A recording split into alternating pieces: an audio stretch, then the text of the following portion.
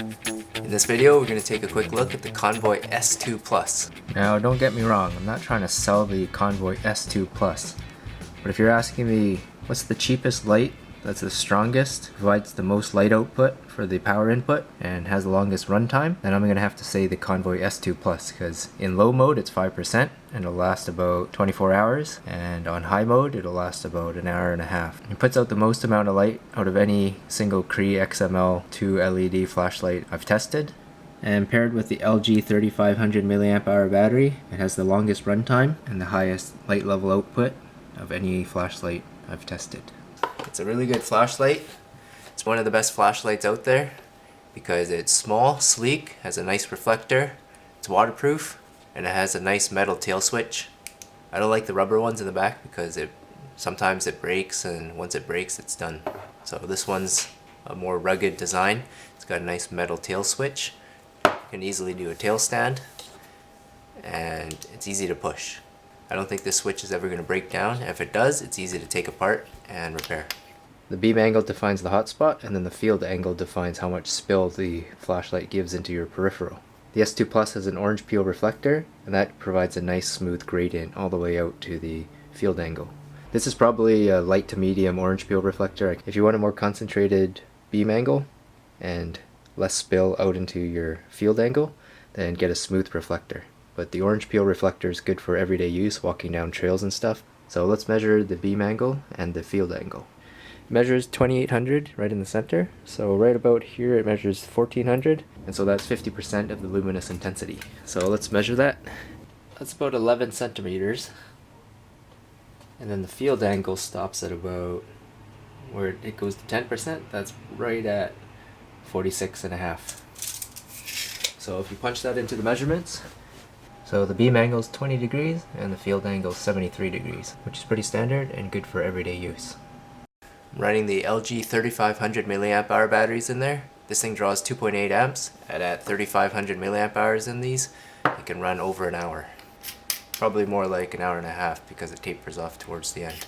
The machining, the threading, and the O-rings on this flashlight are top notch, and there's almost nothing I would change on this. The front O-ring is glow in the dark, so it could help you find it if the lights turn off, but it's not that bright, so I wouldn't depend on it.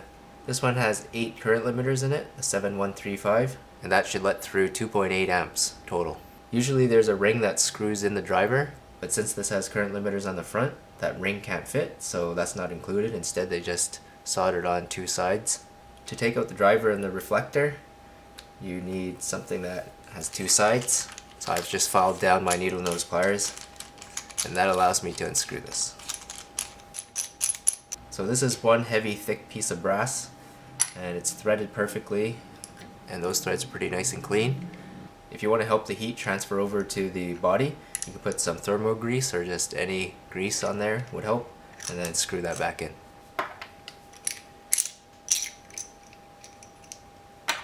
Here's the reflector. So we've got the glow-in-the-dark O-ring. The tail cap has reverse threads, so turn clockwise to loosen it.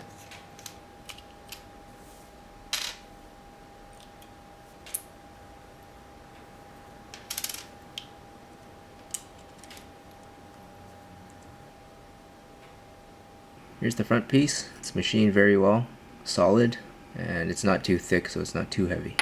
Here's the glow-in-the-dark O-ring. Here's the front lens. It's glass. It's got high transmissivity, so it gets the light straight through it with high efficiency. It's also got an anti-reflective coating on there as well, so it allows the light to go through instead of bounce back. Here's the aluminum reflector, high reflectivity. That makes it efficient at getting the light out the front. It's important to have a good reflector because if this is 90%, you lose 10% of the light right there, and so you'll get 98% of the light out the front. This plastic piece goes onto the LED, so it holds the reflector in place properly. Make sure you put that in. Here's the brass insert, holds the driver on the back. Had to be soldered because it can't fit that ring. You just have to desolder this LED to replace it. And they do have a little dab of thermal grease on the back there, but you can always add to that. And again, you can add grease or thermal grease to the side of this so that it can get the heat out from the LED into the body. To remove the driver, you just desolder one side while pulling kind of lightly on it, and then desolder the other side, it'll pop right off. To replace the LED, you just desolder the wires from the LED, put in a new LED, and then solder on the LED first. You've got to put in your thermal grease and then put your driver in on the back. And here's what the brass block looks like. It's pretty high quality, solid, and has pretty high thermal capacity. Here's the main body of the Convoy. So make sure you get the bare threads towards the front. And here are the rear threads, which are anodized. This also helps transfer the negative terminal, so it's brass, not anodized. Here's the tail switch. As you can see, it's good quality. It's a nice strong spring. The spring in the switch is pretty strong, and the stronger that spring is, the better the contact will be. So if anything gets flaky with your switch, just take this apart. Take a knife to split this case open, and then you can clean the contacts, put it back together. It's pretty easy to do. This is just an aluminum plate to hold the button in place. The gasket goes into this groove of the back button, and the back button is a solid piece of aluminum. To get the button apart, you just have to push a knife into the edge and pry the case open. It's just pressed in there. So there's just a plastic button that clicks along on here. So the plastic button has an insert. Make sure you don't lose it. So the contact goes through the left and the right sides. Every time you click the button, you're just disconnecting it, reconnecting it. So if any time it gets flaky, you just have to open that up. You can bend these out and then take this out and clean it.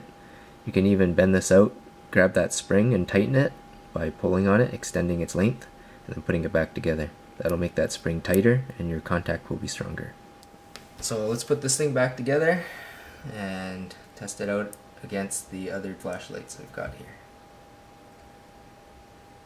So the gasket fits back into the button pretty easily. You just stretch it over that groove, and that seals up against the inside of this. And then this washer goes in there just to hold the button in the right spot. That ring goes in reverse threaded, so make sure you turn counterclockwise to tighten it. And this thing you can tighten pretty tight. It won't break it. Put in the insert, I like to stack everything and then just put the head on top.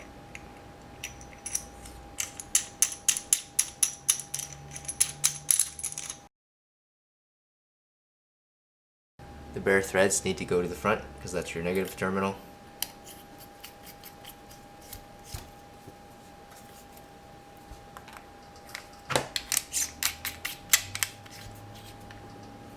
This one comes with two different groups, and the first group has low, medium, and high, and the second group has SOS and strobe, which I don't really like, so I usually keep it in the first group.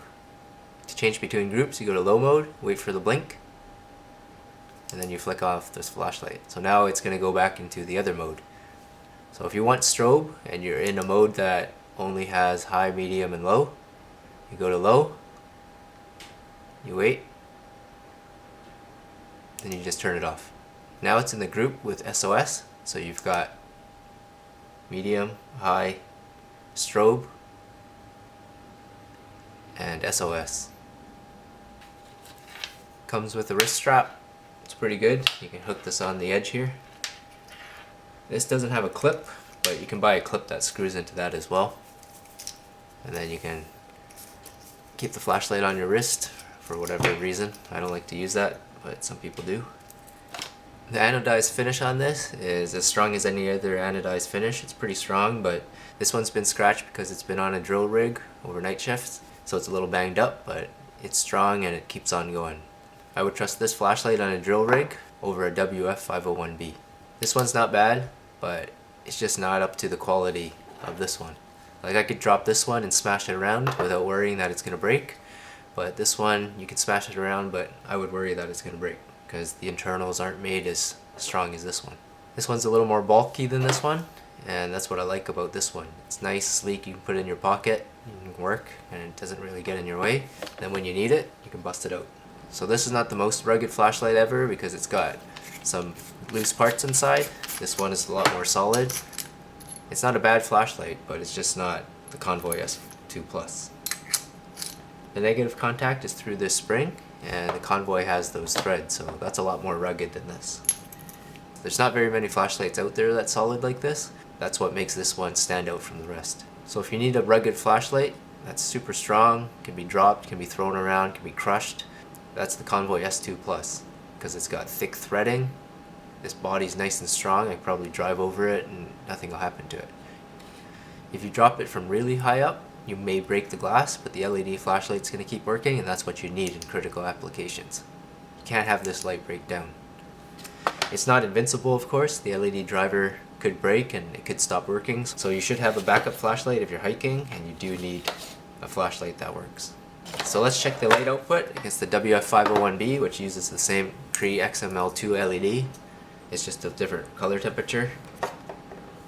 Let's test it up against the C8, which has a huge reflector, also a XML2 LED in there, and then we'll test it against a half-powered XPE LED. These are all Cree LEDs, and they're all pretty good. Now we're going to measure the light output, total light output, using this diffusing box, and it'll tell us how many lux it lights the box up to. Here's the Convoy S2, 41, WF501B, 30, C8, 29, and the XPE, 12. So with this efficient reflector and high transmissivity lens, it puts out a lot more light than the other flashlights. So we've got the glider up there to help you gauge beam spread. The exposure is locked so you can see the difference in the beam spread. This is the WF501B. It's a pretty good flashlight, but if we take the Convoy S2 Plus because of its better reflector, this is the Convoy S2 Plus. It's got a bigger and brighter beam. It's washing out the tail, so there's more total light coming out of the Convoy S2 Plus. WF501B can wash out the tail, just barely. I think this washes it out even better than this. So the WF501B gives you less light, smaller hotspot, and that hotspot is not even as intense. So with the Convoy S2 Plus, you've got more intensity and a bigger beam spread. The peripheral spill, as you can see, is going from that lamp to around almost the left edge of the room. This beam spread is going from that lamp only to the left edge of the wing. So the Convoy S2 Plus has a bigger hotspot and it has more peripheral spill. So the S2 Plus is better than the WF501B for sure. So let's take a look at the C8. The hotspot on the C8 is small because it's meant for throw, and the spill is from the lamp to the left edge of the glider, which is only as good as the WF501B. I think because of the orange peel reflector in here and the high efficiency, it gives you a better hotspot and more spill. This one's natural white, so it's a little orange, and this one's cool white, so that's the difference. You can choose all sorts of color temperatures with the Convoy S2 Plus as well. So if you're looking for pure throw, the C8 is probably the way to go, but if you're looking for an overall light that has good flood and spill, then the S2 Plus is the way to go. Here's the XPE LED. It's a pretty good flashlight as well, but the S2 Plus is definitely double the power, bigger beam, brighter beam, and delivers more overall light. Again, the S2 Plus has more peripheral light than this one, and more light down the center. Let's take the XPE and the XML2 LED out into the backyard and see how much more you can see with the XML LED versus the XPE.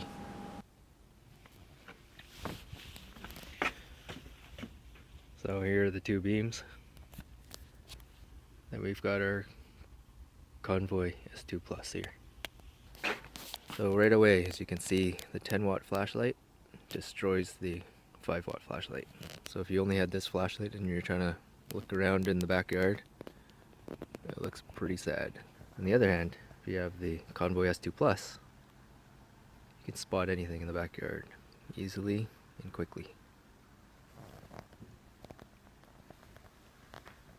This one can barely light up the neighbor's yard, and the Convoy S2 Plus lights it all up completely. You can see the garbage cans in the back corner and everything around it.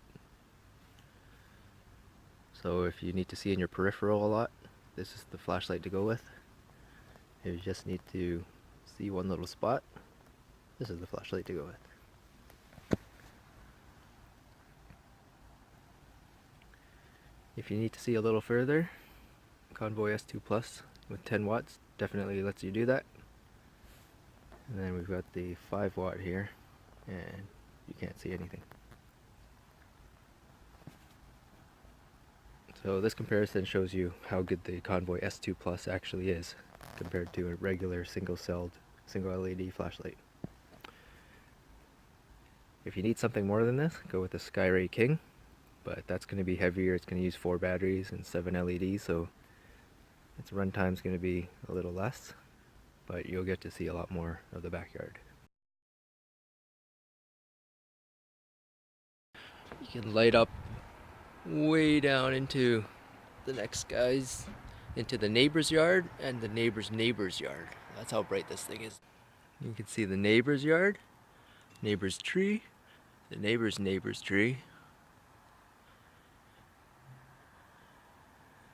Lights up everything.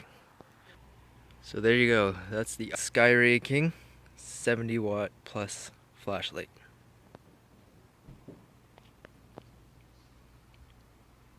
If you're thinking about buying a zoom flashlight, they're good, but only for one thing, and that's close range usage. So if you're working around your car and in the engine, the lensed version is the best. But if you're going to be outside and walking around trails, then the reflector-based flashlight is the best, because you can see down the trail and off to your left and right. The amount of light that gets splashed into your peripheral is very good. As you can see, it's almost 180 degrees. If you use a lensed version, you can either see to your peripheral or zoom in, and once you zoom in, you can't see to your left and right. It's dangerous to walk around like this because you might trip, injure yourself, and you won't see anything around you. And then when it's in flood mode, you can't really see far away, so it's not very good for walking down trails. It'll provide you with limited visibility at best. So the lensed zoom LED flashlights are not very good. They do have their uses though. If you want to diffuse the light, get the diffusing paper out of an old iPhone screen and then cut it round and stick it in front. That'll help diffuse the light, and you can use that diffused light for filming, and then just plop it on there. It won't fall out. So now we have a nice diffused light. Without that diffuser, it's a spot like that. So if you're working under your car engine, it's nice to have a diffused light. You can pop that on there. You can easily keep it in with your battery, so if you have to diffuse it, you can just pop it out. One thing to note is the Convoy S2 Plus does run at 2.8 amps, and that's around 10 or more watts, and it does get pretty hot because most of that wattage is going into heat. LEDs still can't convert a lot of that energy into light, so a lot of it goes into thermal, and that's going to heat up the head of the LED flashlight and you can barely hold it. You have to hold it from the back if you're going to keep it on for long periods of time on high, but you could just go to medium and it'll cut down some of your light, but it'll definitely cut down a lot of the heat. But that's going to happen with any LED flashlight that's high powered. It's got to get rid of that heat because that's how LEDs work. A lot of that energy goes into heat rather than light. But since it has good thermal management, it gets all the heat out to the head, and that's what makes it feel so hot. But that's a good thing because the LED won't degrade as quickly and it won't slowly get dimmer and dimmer over time. If LEDs run hot, then they lose their brightness after hundreds of hours or thousands of hours. So it's best to get the case hot instead of keep the LED hot. So that's actually a good thing. The testing standard to test the lifetime of an LED is called LM80. It's set by IES, and the lifespan of an LED is measured in hours, and that's how long it takes to get to, let's say, 70% output or 80% output or 90% output. Typically, LEDs don't burn out, so if it's being used normally, what it'll do is get dimmer and dimmer over time. So it'll produce 90% of its light output over a certain amount of time. Then you run it longer, it'll produce 70%, and then later it'll produce 50%, all the way down to 0 or 0.01%. So the number I usually look at is 80%, so the L80, and I look at how much time it takes to get to the 80%, because then you're going to start to notice that the efficacy or the brightness or the lumens per watt decreases. So let's say the LED produces 1,000 lumens. At 80%, it's going to produce 800 lumens. So you look at the time it takes to get to the 80% mark, and we run it at 2.8 amps, and they've tested it at 3 amps. So after running it for 36,300 hours, this LED should produce 80% or more lumens, or 800 lumens if it was originally at 1,000 lumens. So that's a pretty good LED. This is probably the world's best LED right now. I don't think there's any other LED that produces as much light and lasts as long as the Cree XML2 for a single cell flashlight. So you can run this LED flashlight for a very long time if you keep it cool, but you'll probably have to put a fan on it to keep it cool running at 3 amps. But if you're just going to turn it on and off, then it's probably going to run forever, basically. The driver's going to fail before the LED will. In addition to the hot temperature of the actual metal, It puts out a lot of light and energy, and that energy will turn into heat, which will melt plastic. So be careful if this gets turned on inside your pocket, it will burn through. So if it's a polyester pocket, it can easily burn through, as shown here. And that did not take very long. I'll show you from the other side so you can see how long it actually takes. So be careful with this, it doesn't take very long to burn through. This is only a couple seconds and then it's smoking away, and it will burn through your polyester pockets or jackets. So if this gets turned on in your pocket, be careful. So very quickly you can burn a hole through 2 layers of plastic, and it's not even right up against it. And you can actually feel the heat from it just within inches of it. So it's definitely a very powerful light. It punches a lot of light out the front in a small area, so be careful with it. This thing seems pretty strong, so we're going to take it out there, run it over a couple times, and see if it can stand up to that pressure.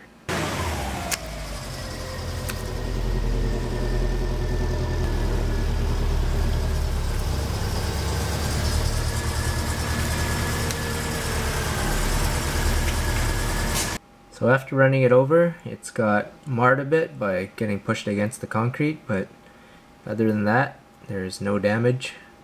It hasn't gone oval or anything. It still unscrews out of the body pretty easily. If it had gone oval, it wouldn't unscrew. So the battery's fine, and the tail cap is pretty stiff, so that's fine as well. So other than just a couple scratches on the anodization, there's no other damage. So if you're looking for a strong flashlight, drop proof, waterproof, crush proof, puts out a lot of light, small form factor, slim, easy to carry, easy to use, long lasting switch, then look no further. This is the $10 to $20 ultimate flashlight. It gives you good bang for your buck, and it's worth every penny. Thanks for watching, and I hope that helps.